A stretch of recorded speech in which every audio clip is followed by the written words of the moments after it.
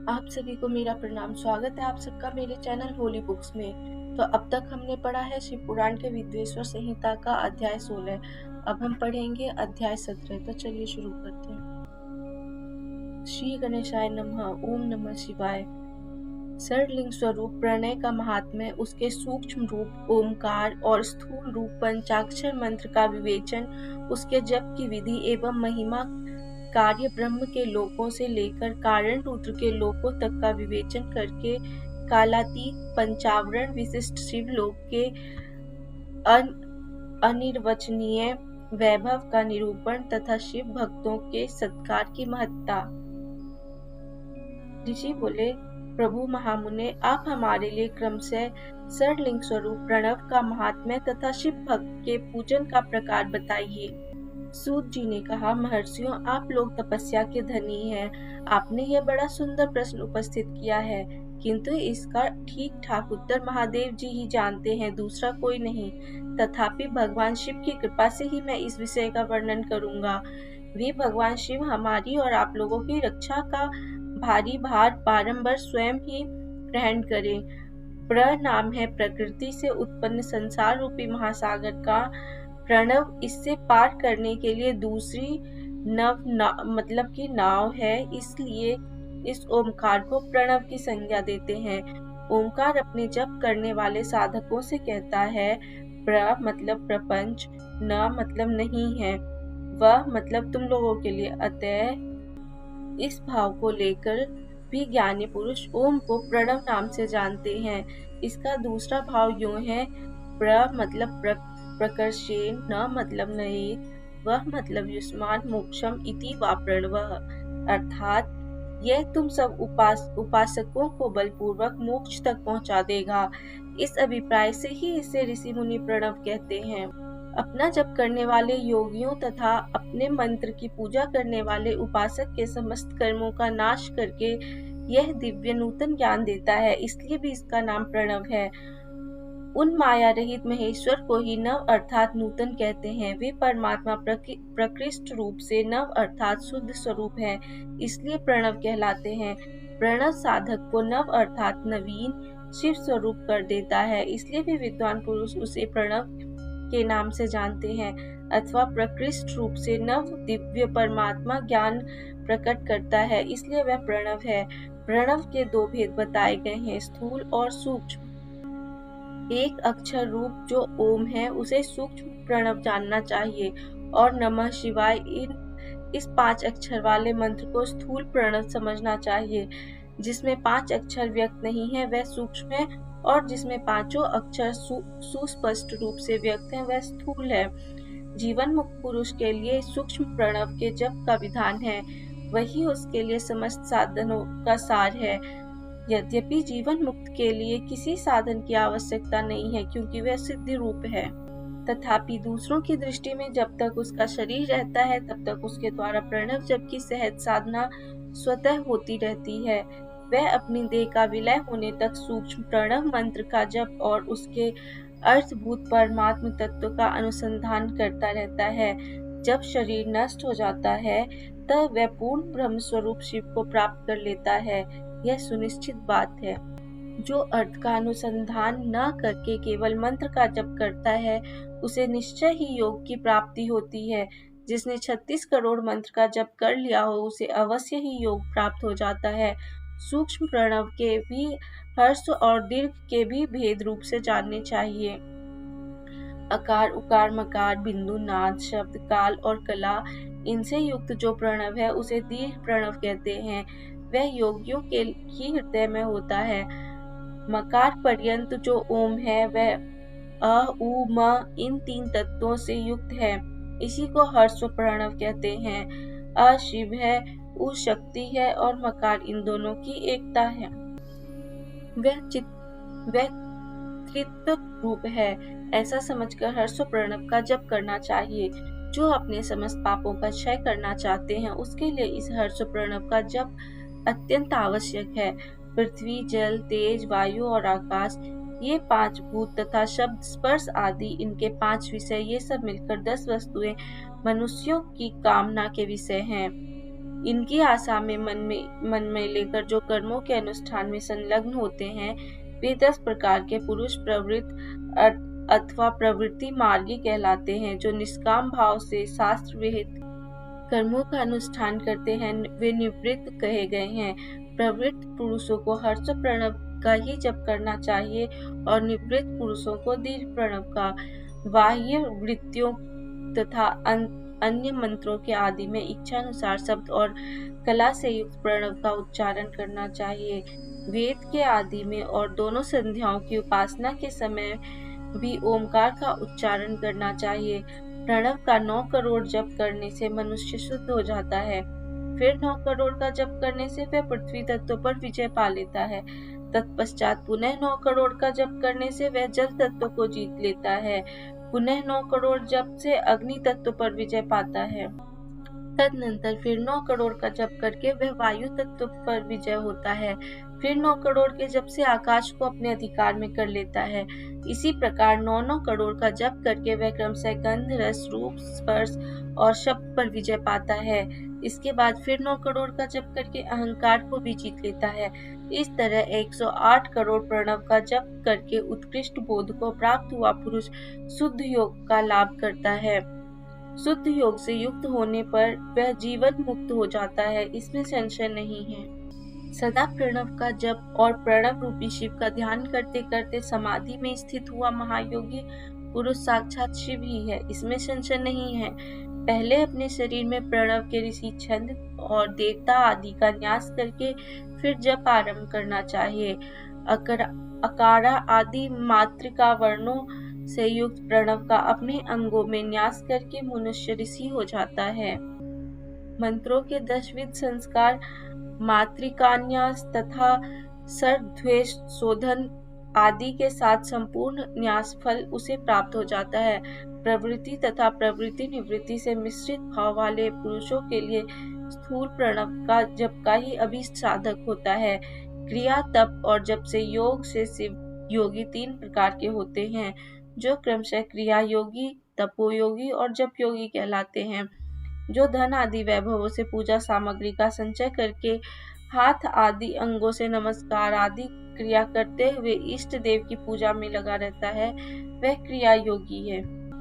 मंत्रों के 10 संस्कार ये हैं: जनन, दीपन, बोधन, ताड़न, अभिषेचन, विमलीकरण, जीवन, तर्पण, गोपन और आप्यायन। इनकी विधि इस प्रकार है: भोजपत्र पर गोरोचन, कुमकुम, चंदना आदि आत्माभिमुख त्रिकोण लिखे, फिर तीनों कोणों में 6-6 समान रेखाएं खींचे।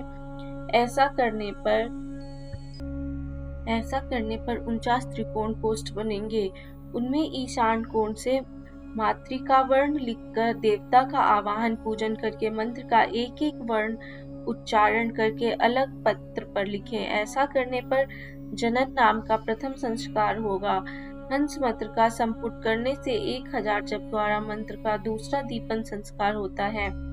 यथा हंस रामाय नमः सोहम हुम बीज इस संपुटित मंत्र का 5000 जप करने से बोधन नामक तीसरा संस्कार होता है। यथा ह्रूम रमाय नमः हुम फटु स्फटिक फट संपुटित मंत्र का 1000 जप करने से ताड़न नामक चतुर्थ संस्कार होता है। यथा फट रामाय नमः फट भुर्ज पत्र पर मंत्र लिखकर रोम हंसः ओम इस मंत्र से जल को अभिमंत्रित करें और उस अभिमंत्रित जल से अश्वत्थ पत्रादि द्वारा मंत्र का अभिषेक करें। ऐसा करने पर अभिषेक नामक 5वां संस्कार होता है। ओम त्रोम वषट इन वर्णों से संपुटित मंत्र का 1000 जप करने से विमलीकरण नामक 6ठा संस्कार होता है। यथा ओम त्रोम वशय रामाय नमः वषट त्रोम ओम स्वधा वषट संपुटित मूल मंत्र का 1000 जप करने से जीवन नामक 7वां संस्कार होता है।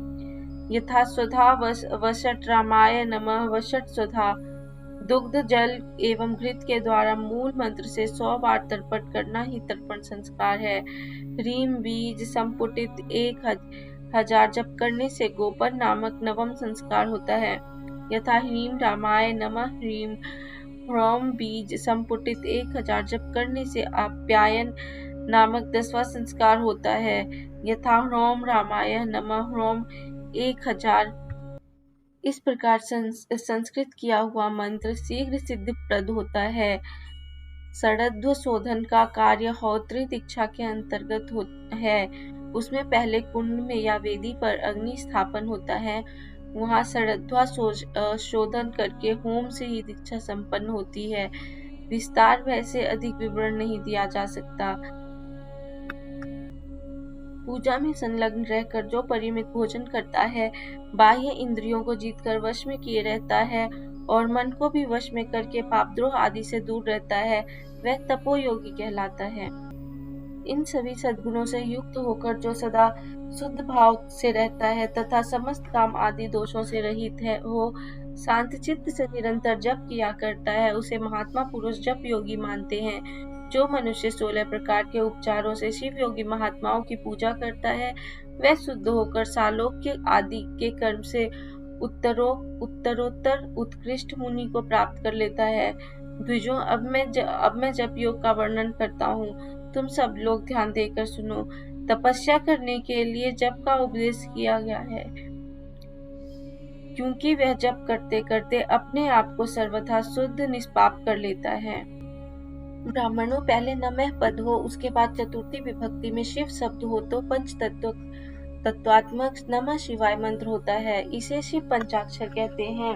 यह स्थूल प्रणव स्वरूप है। इस पंचाक्षर के जप से ही मनुष्य संपूर्ण सिद्धियों को प्राप्त कर लेता है।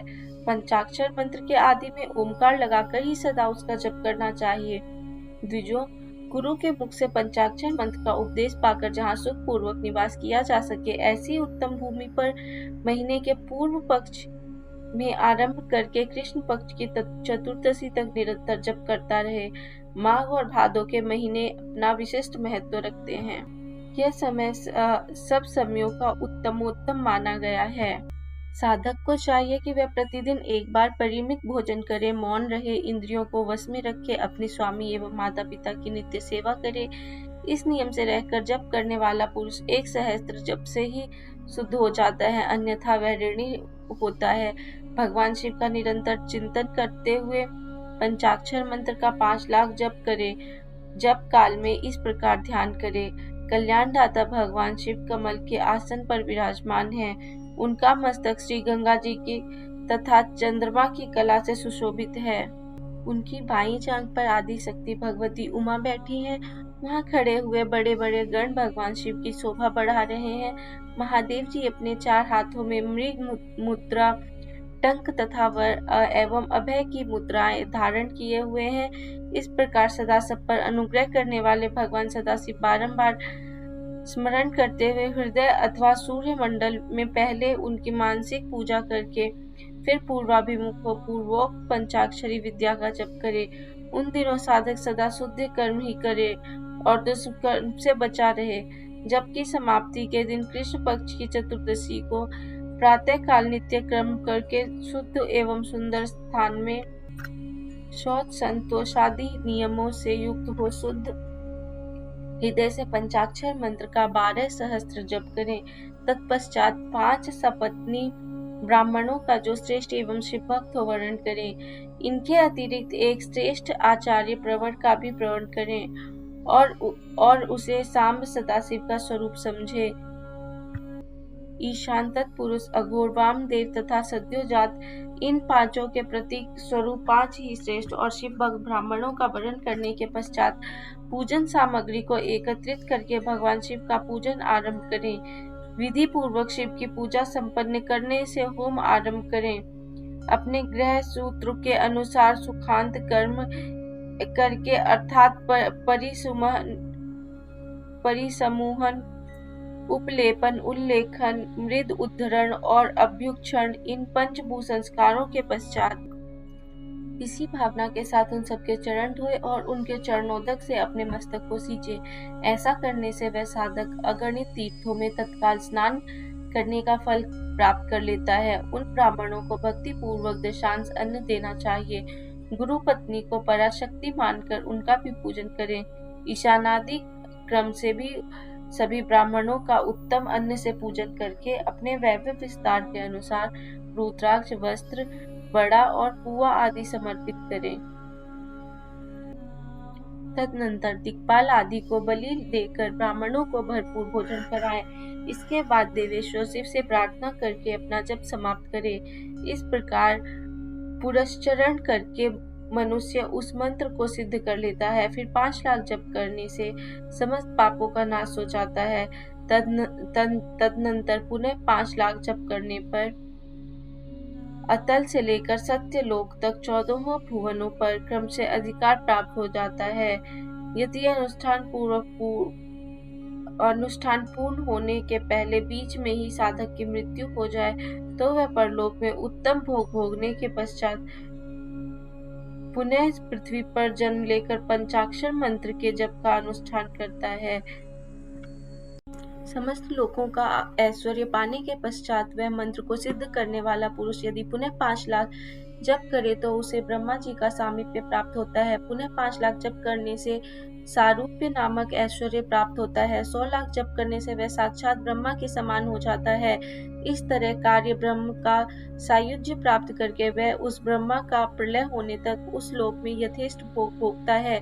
फिर दूसरे कल्प का प्रारंभ होने पर वह ब्रह्मा जी का पुत्र होता है। उस समय फिर तपस्या करके दिव्य तेज से प्रकाशित होकर क्रमशः मुक्त हो जाता है। पृथ्वी आदि कार्य स्वरूप भूतों द्वारा पाताल से लेकर सत्यलोक पर्यंत ब्रह्मा जी के 14 लोक क्रमशः निर्मित हुए हैं। सत्यलोक से ऊपर क्षमा लोक तक जो 14 भुवन है वो भगवान विष्णु के लोक हैं। क्षमा लोक से ऊपर सूची लोक पर्यंत 28 भुवन स्थित हैं। सूची लोक के अंतर्गत कैलाश में प्राणियों का संहार करने वाले रुद्रदेव विराजमान हैं। सूची लोक से ऊपर अहिंसा लोक पर्यंत 56 भुवनों की स्थिति है। अहिंसा लोक का आश्रय लेकर जो ज्ञान कैलाश नामक नगर शोभा पाता है उसमें कार्यभूत महेश्वर सबको अदृश्य करके रहते हैं। अहिंसा लोक के अंत में काल चक्र की स्थिति है। यहाँ तक महेश्वर के विराट स्वरूप का वर्णन किया गया। वहीं तक लोकों का तिरोधान अथवा लय होता है। उससे नीचे कर्मों का भोग है और उससे ऊपर ज्ञान का भोग। उसके नीचे कर्म माया है और उसके ऊपर ज्ञान माया। अब मैं कर्म माया और ज्ञान माया का तात्पर्य बता रहा हूँ। माँ का अर्थ है लक्ष्मी। उससे कर्म भोग याद प्राप्त होता है, इसलिए वह माया अथवा कर्म माया कहलाती है। इसी तरह माँ अर्थात लक्ष्मी के ज्ञान भोग याद अर्थात प्राप्त होता है, इसलिए उसे माया या ज्ञान माया कहा जाता है। उपयुक्त सीमा से नीचे नश्वर भोग है और ऊपर नित्य भोग। उससे नीचे ही तिरोधान अथवा लय है, ऊपर नहीं। वहां से नीचे ही कर्म में पाशु द्वारा बंधन होता है, ऊपर बंधन का सदा अभाव है। उससे नीचे ही जीव सकाम कर्मों का अनुसरण करते हुए विभिन्न लोकों और योनियों में चक्कर काटते हैं। उससे ऊपर के लोकों में निष्काम कर्म का ही भोग बताया गया है। बिंदु पूजा में तत्पर रहने वाले उपासक वहां के नीचे लोकों में ही घूमते रहते हैं। उसके ऊपर तो निष्काम भाव से शिवलिंग की पूजा करने वाले उपासक ही जाते हैं।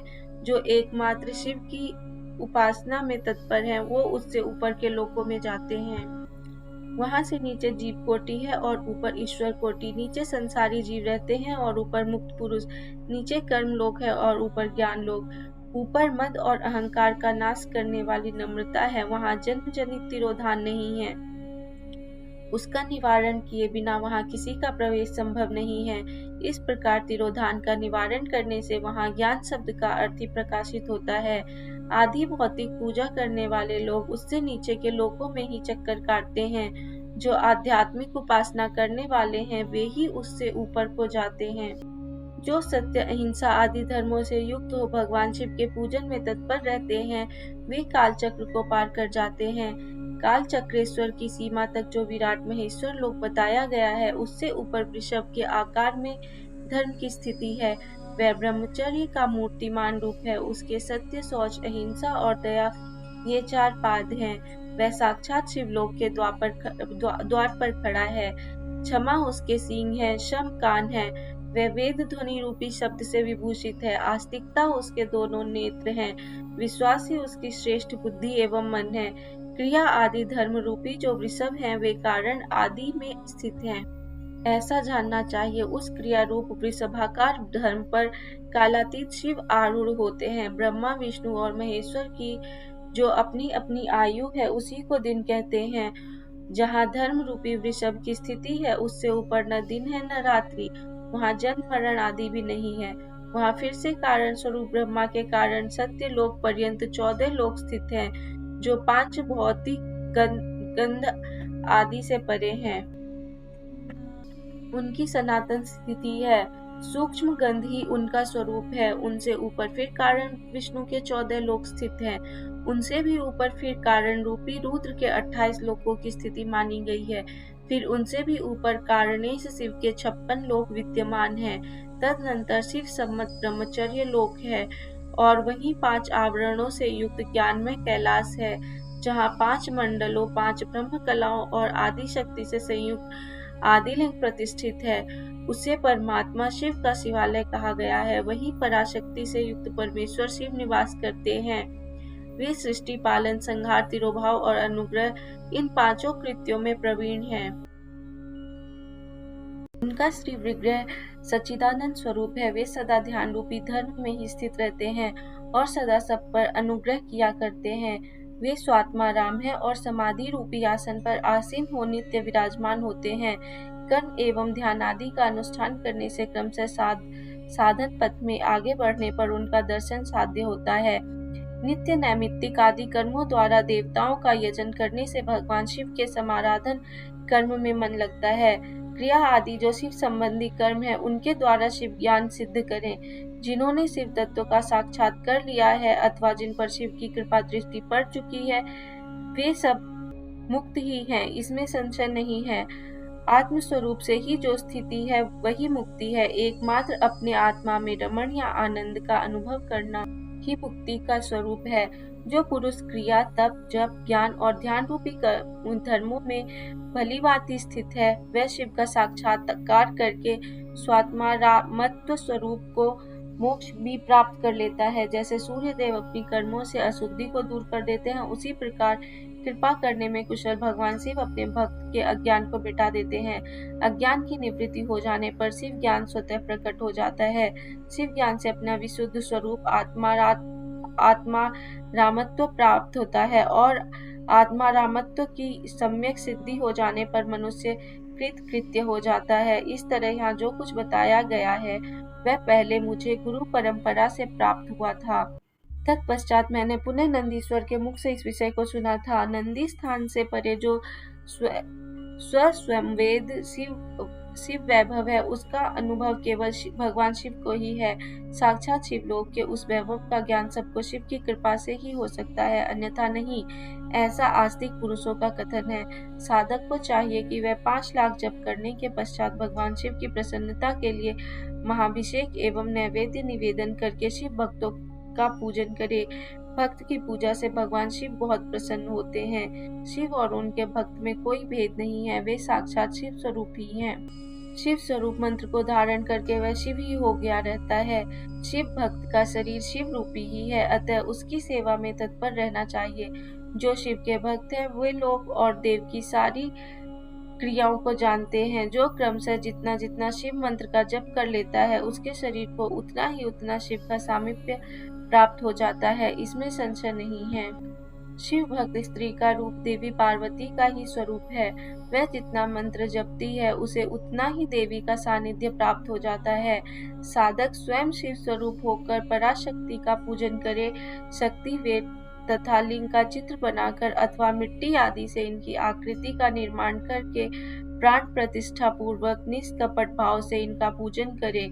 शिवलिंग को शिव मानकर, अपने को शक्ति रूप समझकर, शक्तिलिंग को देवी मानकर और अपने को शिव रूप समझकर शिवलिंग को नाद रूप तथा शक्ति को बिंदु रूप मानकर परस्पर सटे हुए शक्तिलिंग और शिवलिंग के प्रति उप प्रधान और प्रधान की भावना रखते हुए जो शिव और शक्ति का पूजन करता है, वह मूल रूप की भावना करने के कारण शिव रूप ही है।